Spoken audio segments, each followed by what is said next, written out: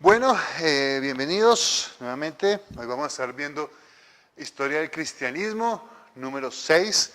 Hoy vamos a empezar una época muy interesante, muy bonita, que es el periodo de la Iglesia Reformada, que va desde 1456 con la caída de Constantinopla, que lo vimos la semana pasada, a 1648 con la paz de Westfalia. ¿Okay? Vamos a ver qué es esto de la paz de Westfalia, todo esto.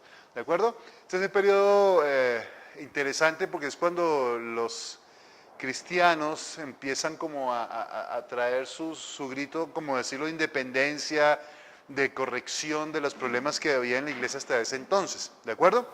Entonces vamos a estar estudiando, va a ser varias clases, vamos a estar estudiando personajes, hoy vamos a centrarnos de pronto en Martín Lutero, ¿sí? Que es como uno de los más representativos de esa época, aunque hubo muchos reformadores, ¿de acuerdo? Entonces vamos a estar viendo. Entonces, lo primero, ¿se acuerdan que la clase pasada estuvimos viendo que España estaba como aislado un poquitico de la época medieval porque ellos habían sido conquistados por los árabes, ¿sí? Los musulmanes, entonces estaban en sus luchas internas tratando de sacar a los árabes para arriba y para abajo.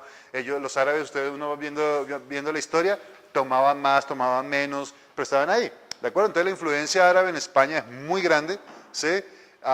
Siempre lo he dicho, aún en nuestro idioma tenemos muchas palabras árabes, todo esto. Entonces los reyes que están en esta época empiezan ya a tomar hegemonía, empiezan a aparecer bastante. Son los reyes Fernando II de Aragón e Isabel I de Castilla. Ahí están las imágenes. Exacto, ellos son. Entonces está que uno dice Fernando e Isabel, pero era Fernando II de Aragón e Isabel I de Castilla.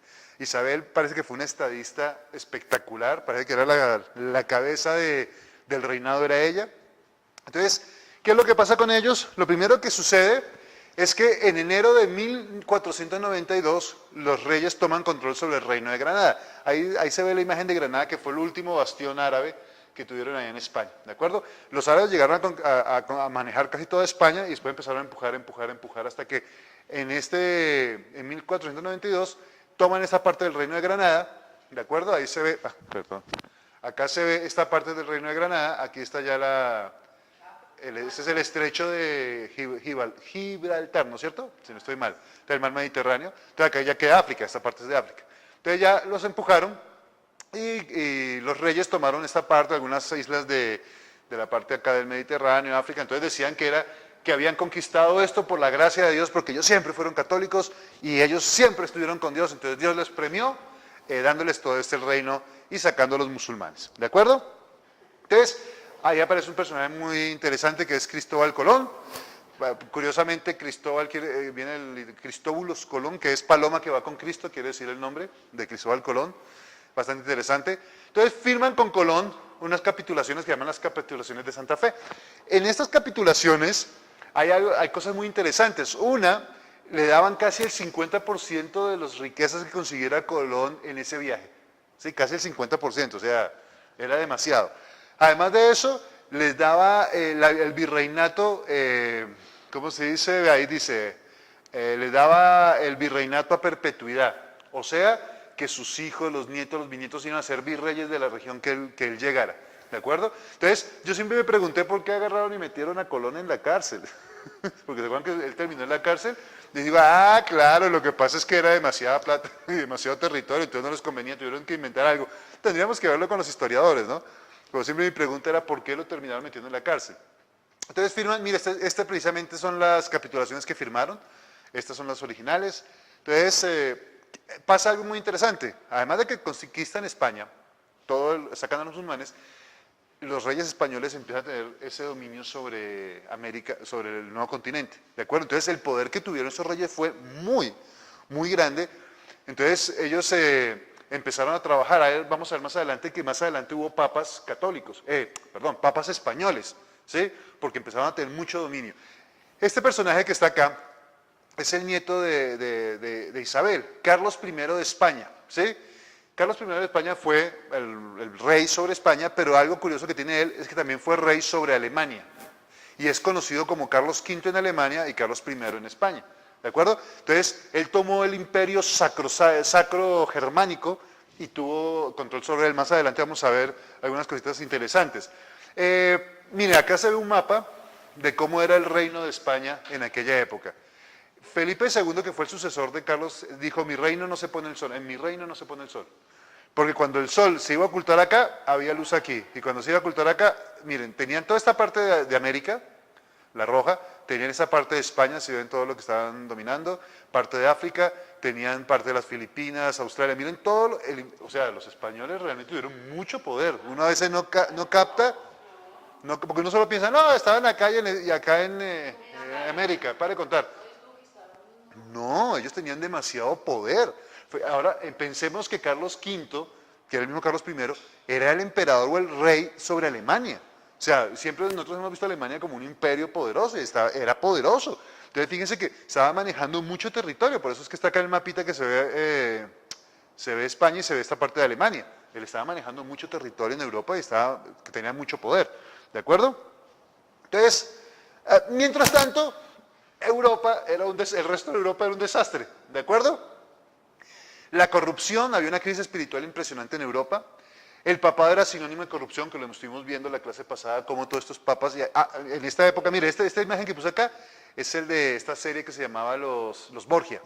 Los Borgia, el papa de los Borgia estuvo en esta época, ¿sí? Estuvo en 1500 por ahí, o sea, era una corrupción por todos lados, era impresionante. El papa que vimos, Juan XXIII, que lo vimos la vez pasada, está también en este momento, vamos a verlo más adelante.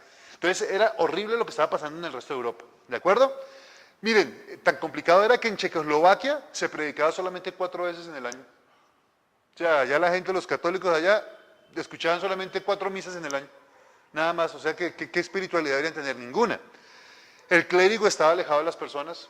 O sea, allá, fíjense que hoy en día una de las cuestiones que hay muchas veces en la Iglesia Católica es que el sacerdote está separado de los feligreses.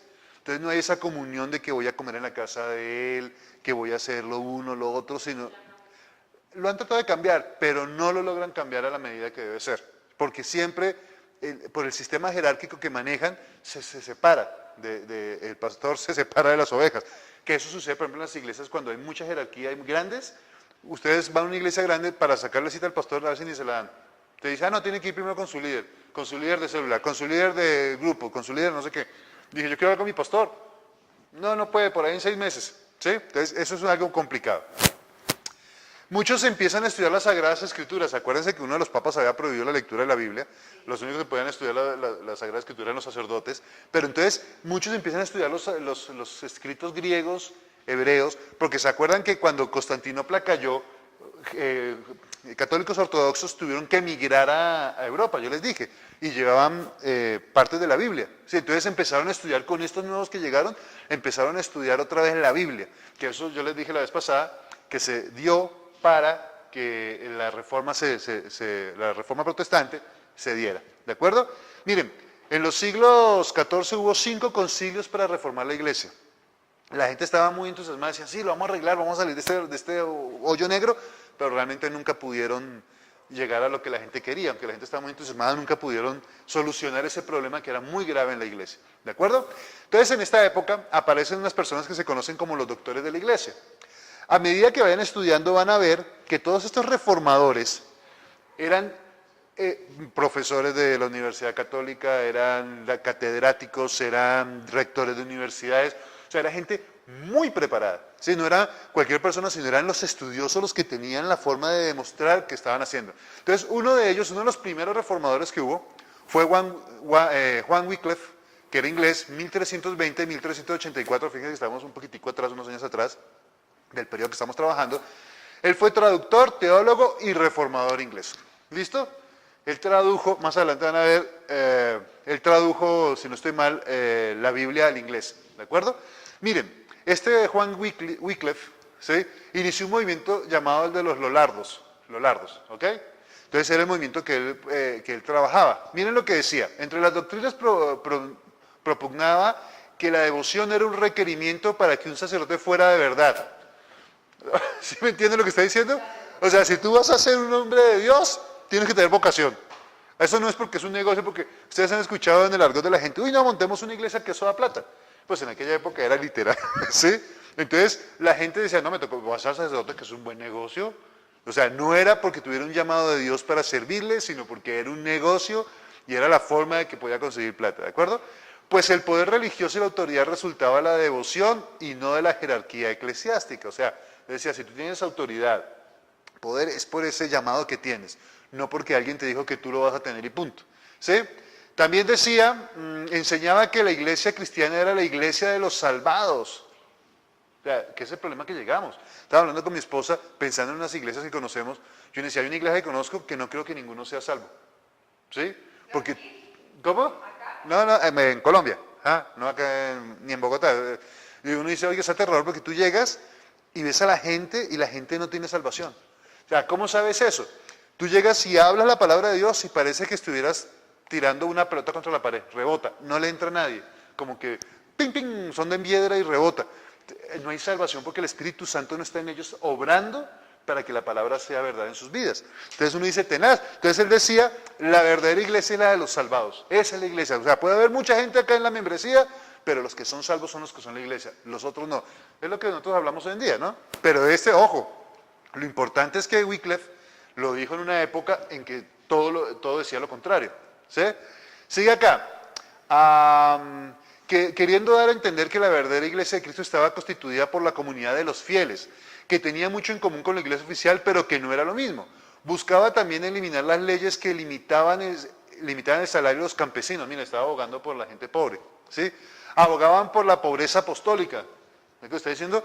No, hombre, no podemos ser acá super mega millonarios, el sacerdote o el pastor anda en Mercedes de última gama, o sea, no, dice, no, espera, tenemos que tener una pobreza, o sea, manejable, o sea, no tenemos que estar detrás de las riquezas. Negaba la doctrina romana de la transubstanciación, acuérdense que estuvimos viendo eso, ¿qué es transubstanciación? Cuando en la Eucaristía dicen que la hostia se convierte en el cuerpo de Cristo y el vino en la sangre, se llama transubstanciación, favoreciendo por ello la doctrina de la consubstanciación de la Eucaristía. O sea, no, esto es un ejemplo, ¿sí? Este es un ejemplo. Fíjense que Wycliffe decía todo esto, que uno dice, pues obvio, ¿sí? Pero él tuvo que deducirlo de su estudio en la Biblia y luchar en contra de todo lo que decían los demás, ¿de acuerdo? Entonces, es algo muy valioso para él. Después tenemos a otro que es Juan Hus, 1370 al 6 de julio de 1415 fue quemado por hereje, murió en la hoguera por hereje. Era teólogo, filósofo checo, siguió a Wycliffe, o sea, él decía, lo que dijo Wycliffe yo estoy de acuerdo con él, entonces siguió enseñando esto. ¿Sí? Era rector de la Universidad Carolina de Praga, no era cualquier persona, o sea, no, eran personas que tenían un estatus de autoridad, por eso se llaman los doctores. ¿Sí? Mira lo que planteaba Hus. Lo escribía acá, se escribe con doble U, se puede escribir así, o hay en alemán, en checo lo escriben de otra forma, ¿sí? Por si lo ven, para que ustedes sepan que es el mismo. Dice, planteaba que la verdadera iglesia era invisible y que todos los que pertenecen a la iglesia son sus miembros, ¿sí? La iglesia romana tiene un rol eminente, pero no es la verdadera iglesia de Cristo. Miren lo que estaba diciendo sobre la iglesia romana, y él era sacerdote, ¿sí? Ya que enseñaba que solo Cristo era la cabeza de la iglesia. ¿Sí se dan cuenta de lo que está diciendo? ¿Qué es lo que decimos nosotros? ¿Quién es la cabeza de esta iglesia? Cristo. El pastor es sencillamente una persona que está colaborando en hacerle caso al que manda. Predicaba que Jesucristo era la verdadera piedra y no Pedro. Miren lo complicado, o sea, era gente que decía cosas muy bravas. Esta es una imagen de él. Y decía que el Papa, con su corrupción y sus muchos pecados y errores que enseñaban a las personas, era la encarnación del anticristo. Él se refería a Papa Juan XXIII. Sí, claro, pues lo mataron. ¿Se acuerdan que vimos que Juan XXIII violaba, robaba, o sea, era de lo peor, era un asesino? Y entonces seguramente lo mandó matar porque a nadie le gusta que le digan la verdad. Juan XXIII lo mandó matar. Sí, claro, ese es el que... Y murió en 1415, ¿de acuerdo? Listo. Sigamos acá. Miren, algo importante, todos esos hombres nunca quisieron dividir la iglesia. En su corazón y en su mente no está diciendo, uy, vamos a hacer esto para dividir la iglesia, para hacer un cisma, nos vamos a separar, vamos a más rancho aparte. No, ellos querían que la iglesia corrigiera sus cosas. ¿Sí? Era tan complicado que, mire, estaban profundamente abrumados por la situación de la fe y de la iglesia. Ellos tenían una carga espiritual. Decían, no podemos seguir así. Es la misma carga que a veces le da a uno cuando ve esos atropellos de los cristianos, y no solo de los católicos, de los cristianos, ¿sí? Como atropellan con esos vientos de doctrina, como atropellan con la autoridad, y uno se carga, uno no puede llegar y decir, no, pues gloria a Dios, oremos porque Dios es bueno. uno a veces se carga y a veces uno hasta dice cosas y le dicen, pero ¿por qué dijo eso? Porque es que uno o sea, me duele el corazón. Es un poco indignante que uno vea que hacen semejantes barbaridades y uno callado, porque no puedo ofender a nadie. Entonces uno tiene que ser muy cuidadoso con eso. Esta gente luchaban por eso. Otro reformador fue Ulrico Zwinglio. No sé si lo dije bien. ¿Sí? Entonces, era suizo, es que yo un poco del alemán del suizo, ¿no? De 1484 a 1531. ¿Sí? Mire, Zwinglio solo aceptaba como iglesia aquello que aparece en las Escrituras. O sea, lo que es de la Biblia, lo que es de la iglesia. Miren que empezaron a volver a la autoridad de la palabra. Con tantas bulas papales, con tantos concilios, ya había un montón de vainas que no estaban en la Biblia. Acuérdense que empezaron a decir lo de los sacramentos, empezaron a infalibilidad papal, la salvación solo por la iglesia. O sea, un montón de cosas que no están en la Biblia. Y entonces ellos empezaron a volver, tenemos que volver a la Sagrada Escritura. De ahí la importancia de leerla. ¿De acuerdo? Entonces él decía, solo lo que aparece en la Escritura, eso es la iglesia. También rechazaba la palabra sacramento en el modo que se empleaba popularmente en su tiempo. O sea, ellos empezaron a cambiar esa palabra de sacramento. ¿Se acuerdan que vimos los sacramentos? Que agarraron símbolos cristianos, como el bautismo, la comunión, y los volvieron sacramentos. O sea, los volvieron algo que si tú no haces eso, pecas y te vas al infierno. No, o sea, agarramos un símbolo. Porque, por ejemplo, el bautismo, ¿qué es? Es un símbolo de nuestro creer acá adentro. Entonces, estos hombres reformadores empezaron a ver eso y dicen, no, momentico, pere, estamos yéndonos mucho más allá. ¿Cómo así que si no le doy la santa unción, entonces se va al infierno? No, si él conoció su vida y hizo las cosas con Dios, no tiene sentido si él ya es salvo, ¿de acuerdo? Entonces, todo esto trabaja en esas personas. Hay una persona muy interesante, Thomas Bodley, Inglaterra, muchos años después, 1545-1613. Era un alumno de Oxford, ¿sí? Él era un comerciante, ¿sí? Este era un comerciante y era alumno de Oxford. Miren, la historia de él es muy bonito porque él en su afán de conocer a Dios consigue un testamento de Erasmo de Rotterdam, ¿sí? Rotterdam es este hombre que está acá. Rotterdam tradujo la Sagrada Escritura, ¿sí? A la lengua de ellos. Entonces, aunque Rotterdam no lo consideran un reformador, era más un filósofo letrado, hizo la traducción de la Biblia. Consigue un Nuevo Testamento de Erasmo de Rotterdam y se pone a estudiar pidiéndole a Dios misericordia para conocerlo y para conocer la verdad. ¿Sí? Este señor Thomas Bodley, ¿sí? El comerciante. Entonces dice que él leyendo, encontró una Biblia que dice, por gracia sois salvos y esto no de vosotros, pues es don de Dios, no por obras, para que nadie se gloríe. Y este hombre dice que él cae de rodillas llorando y pidiéndole, aceptando a Dios en su corazón. No, es lindísimo. O sea, la palabra en sí tiene vida. La palabra en sí transforma los corazones. Por eso es lo importante de conocer la palabra. Sí, y esta gente, claro, ellos estaban en un mundo donde todo era pecado, te vas al infierno si no pagas, ¿no? Es un montón de cosas. Y ellos en su afán dicen, necesito conocer a Dios. Hoy en día hay gente así, que tú conoces, y necesito conocer a Dios, y buscan hasta que encuentran a Dios, y la palabra los salva. Ahora que veamos a Lutero también va a ser impresionante la historia de él. ¿De acuerdo? Acá está Martín Lutero, Alemania, 1483-1546.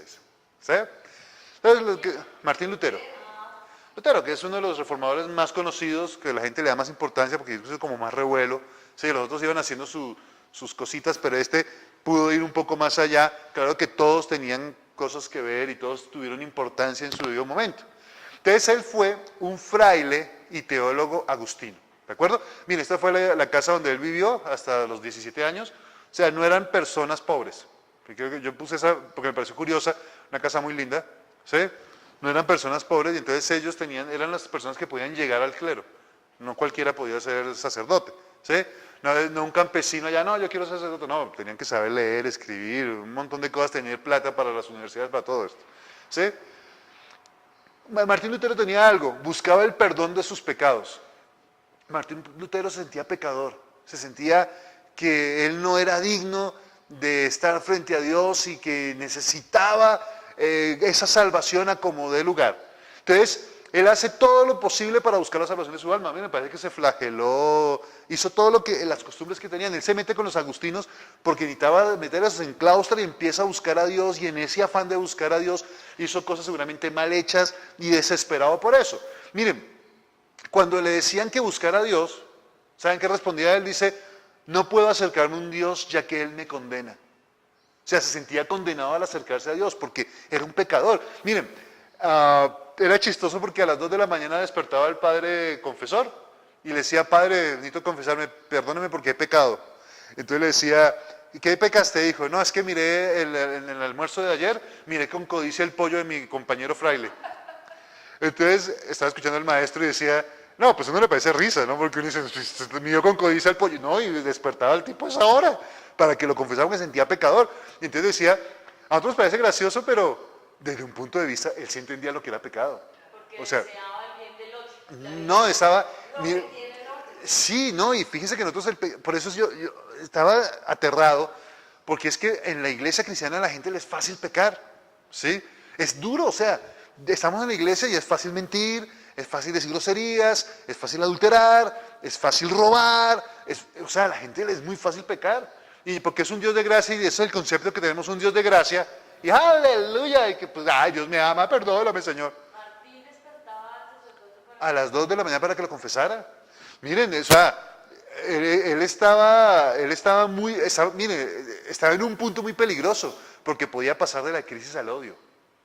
Dice, yo estoy buscando un Dios, quiero ser salvo, y lo único que encuentro es rechazo y condenación. Entonces estaba en un momento muy complejo, ¿sí? O sea, una cosa psicológica muy brava, ¿sí? Porque después de tanto buscar el amor, dice, no, ya me cansé, es un mal Dios, no puedo ser salvo, y podía pasar a odiarlo. Entonces, ¿qué pasa? Los agustinos, al verlos en ese problema, le dijeron, mire, vamos a hacer algo, le vamos a levantar sus castigos, sus penitencias, y usted tiene que ponerse a estudiar a San Agustín, al escritor, y póngase a estudiar la Biblia. ¿Sí? Entonces, más adelante, Lutero dice que gracias a este hombre pudo conocer al apóstol Pablo, porque lo mandaban a leer la Biblia, entonces pudo conocer las epístolas de Pablo, pudo encontrar lo que era la salvación. Entonces se puso a estudiar, y en 1511 entendió la gracia y la justicia. Y como escribió él en su autobiografía, nació de nuevo. O sea, estuvo buscando y buscando y buscando. Eso no era, como estaba enseñando el maestro, no es que un día se levantó y dice, ¡lo tengo! ¿Ya entendí? No, él era lucha, búsqueda, una cosa tras otra, y dándole, hasta que al final pudo encontrar esa salvación, ¿de acuerdo? Entonces empieza algo muy bonito, porque era un monje y consigue la salvación en 1511, o sea, tiene hasta fecha y todo de su salvación, 1511. Algo importante, Lutero no pensaba en la crisis de la iglesia, él estaba ahí, quiero mi salvación, yo lo que necesito es ser salvo, ¿sí? La crisis de la iglesia, ni que 8 cuartos, ellos verán qué hacen, yo necesito encontrar la salvación, ¿de acuerdo? Entonces Lutero lo que estaba buscando era su salvación. ¿Qué pasa? Llega Lutero, ya es salvo, y se topa con algo, las indulgencias, ¿de acuerdo? Que son las famosas indulgencias. Entonces, las indulgencias, ¿qué era? Entonces, la gente llegaba, el papado llega y dice, miren, ustedes van a cometer un pecado, ustedes paguen para tener perdón de esos pecados. ¿Saben por qué? Porque habían dicho que María, que los 12 apóstoles habían hecho tantas buenas obras, que tenían obras de sobra para ser salvos. Entonces las que sobraban, se las vendían a la gente. ¿Sí? Entonces le decían, tú vas a pecar, paga esta indulgencia y no hay ningún problema. Entonces la otra cosa que le decían, hay gente en el purgatorio, tú pagas una indulgencia y lo sacas del purgatorio. ¿De acuerdo? ¿Para qué era toda esta plata que se recogía? Para construir la Basílica de San Pedro. ¿Alguien la conoce acá? ¿Sí? ¿Qué tal? Espectacular arquitectónicamente, ¿no? Es más, esto que está acá, es que no me acuerdo cómo se llama. Sí, no, como parte histórica y uno decir, Como edificio, pero sí, es como un monumento. miren, mira acá, el Papa se sienta aquí, Esta estructura, cada tronco es un solo tronco, no son troncos pegados, es un solo tronco. O sea, es una vaina, un lujo espectacular. Saben que Miguel Ángel pintó arriba, creo que Rafael también hay obras de Rafael ahí. Bueno, en fin, entonces toda la plata era para construir esta basílica, ¿de acuerdo? Entonces, Hay una historia que dicen que Martín Lutero llega, no sé si está en Roma, y llega y encuentra un hombre borracho, feliz, toteado de la risa, y le dice, ¿qué te pasa? No, es que ya soy salvo. ¿Por qué? Todo ebrio. Es que le compré una indulgencia y ya me voy a ir al cielo. Y tipo borracho celebrando de que era salvo. ¿Sí? Entonces Martín Lutero dice, no, pues ¿qué estamos haciendo acá? O sea, esto no tiene sentido. Él luchando durante años para conocer la salvación, a punto de quién sabe qué locura, me imagino que hasta el suicidio pensó, ¿sí? Y cuando llegue es salvo y se encuentra con que todo esto hacen en las iglesias, uno dice, hombre, ¿pero qué está pasando acá? Entonces Lutero saca su primer documento universitario. Ojo, Martín Lutero era rector de una universidad, era catedrático. Yo les decía que todos estos reformadores eran catedráticos, ¿sí?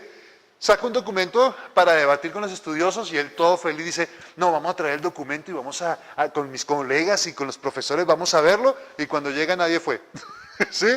Entonces dice, miércoles, voy a sacar otro documento, y el segundo documento son las 95 tesis que las puso el 31 de octubre de 1517, ¿de acuerdo? Esta es una copia impresa en la imprenta de Nuremberg y está en la Biblioteca Estatal de Berlín. Ahí están las 95 tesis de Martín Lutero, que nosotros sabemos que la puso en la puerta de la iglesia, y sobre todo era hablando de muchas cosas doctrinales de la iglesia, ¿de acuerdo?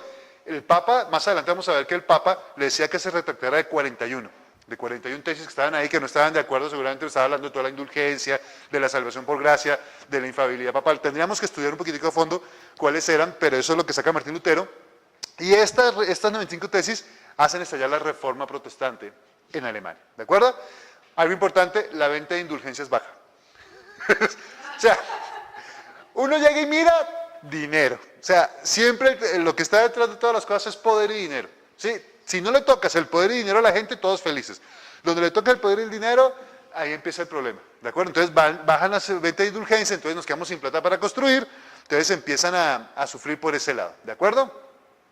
Alemania era un dolor de cabeza para el Papa León X, que era el Papa que estaba en ese momento, ¿sí?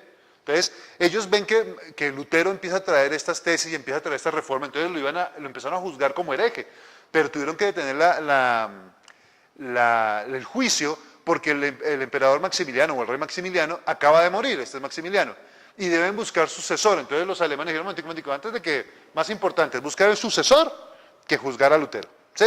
Entonces se detiene, en 1518 empieza el juicio por herejía para Lutero y se detiene hasta 1519, ¿de acuerdo?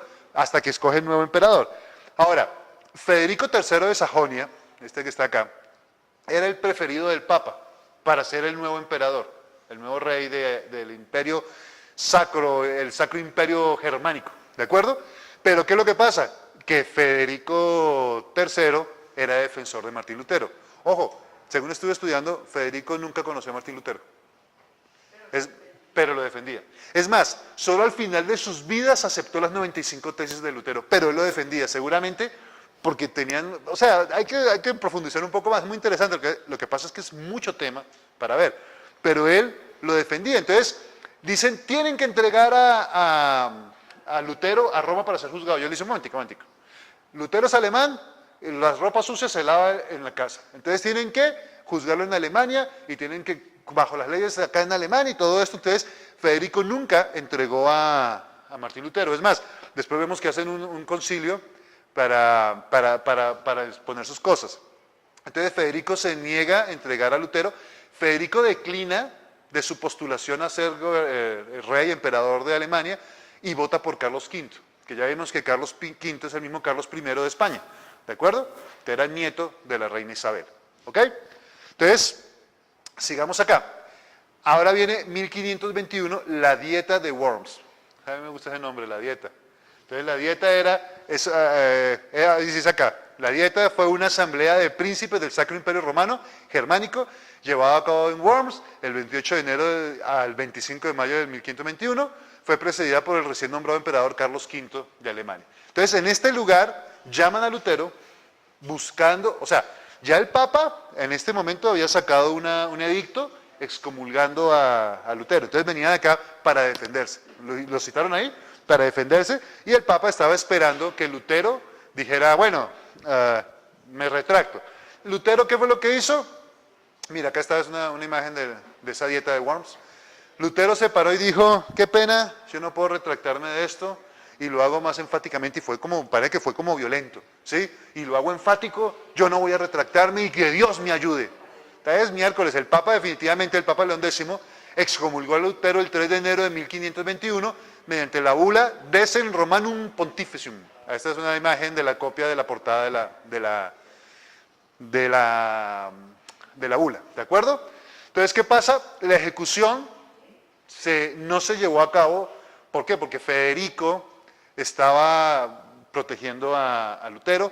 Fuera de eso, el emperador Carlos V, como que no se llevaba muy bien con el Papa y la posición que el Papa tuvo en la reunión que hicieron. Entonces dijo, no lo va a apoyar mucho. Ustedes ven que Lutero como que sí, como que no, como que lo buscaban, no lo buscaban, como que se hacían los locos, como le tomaron tiempo para hacer las cosas y nunca lo entregaron. Ahora, ¿qué más? A ese punto llega que Federico, para proteger a Lutero, hace un secuestro falso, ¿de acuerdo? Y lo lleva al castillo de Warburg, que es este que está acá, donde estuvo Lutero un año prácticamente, y ahí fue donde tradujo la Biblia, el Nuevo Testamento al alemán, ¿de acuerdo? O sea, el pobre Lutero no podía quedar quieto, ¿sí? Tenía que estar haciendo algo, ¿ok? Sigamos acá, otras cosas que aparecieron en su vida. El 8 de abril de 1523, Lutero escribe a Wenceslaus, miren lo que escribió, ayer recibí a 9 monjas de su cautiverio en el convento de Nixben, ¿sí? No, curioso, fueron 12 monjas que se convirtieron al protestantismo, pues se convirtieron a este movimiento y querían salir. ¿Saben cómo las tuvo que sacar? Ocultas en barriles. O sea, realmente eran cautivas, las monjas no podían salir porque no, ya saben que ya no quiero estar acá, cambié mi vocación, no estoy de acuerdo. No, nada, te metiste acá, te quedas, te fregaste. Entonces sacó a 9 monjas, a 12, 9, 10, 11, 13 volvieron a sus casas. Las otras 9 fueron recibidas en las tesis de Wittenberg, donde estaba Lutero. Y curiosamente, en la mañana del martes 13 de junio de 1525 se casó legalmente con Catalina de Bora. Es una foto de Catalina, ¿no le hace favor? ¿Sí? ¿Cómo? Lutero se casó con Catalina. Catalina, cuando llegó, los padres querían que se casara con una persona importante, ya no le gustaba, decía, no quiero. Y después le dijeron, cásate con otro, no siento nada por él. Y Catalina estaba entre Lutero y otra persona de alto rango. O sea, no es como ahora que me enamoré, sino este me conviene y me gusta, y este me conviene más y me gusta más. ¿De acuerdo? Entonces Lutero se casa con ella, se casa muy rápido para que los amigos no dijeran nada. Acuérdense que Lutero era ex sacerdote, ¿sí? Y tenían ese concepto de los votos de castidad y todo esto, y había una lucha en esa época si los sacerdotes debían casar o no. ¿De acuerdo? Si las personas, los religiosos no. Entonces Lutero se casa rápido, eso fue rapidísimo, chin. Nosotros nos contaba un maestro que Lutero le hizo un examen de 100 puntos a Catalina. Si pasaba, se casaba, si no, no. Y la bendita le pasó el examen. ¿De acuerdo? Esto inició con un movimiento de apoyo al matrimonio sacerdotal dentro de muchas corrientes cristianas. ¿De acuerdo? Que nosotros decimos, según la Biblia dice que el obispo debe ser marido de una sola mujer, debe estar casado y tener familia para saber gobernar bien la iglesia.